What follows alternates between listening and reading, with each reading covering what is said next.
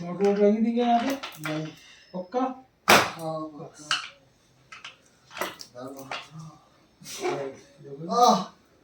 चोट है इसका मतलब? नहीं चोट नहीं है इसमें। तो फिर ऐसा क्यों दर्द हो रहा? ये बस ये खिंचाव यूं दर्द अभी पेन की वो मतलब ऐसा नॉर्मल ये सूजन नहीं रहेगी ना तो दर्द और कुछ नहीं होगा बस।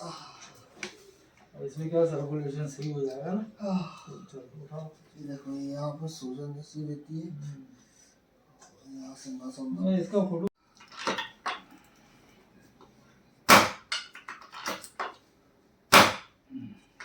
हाँ तो मोबाइल नहीं रखा हूँ ना।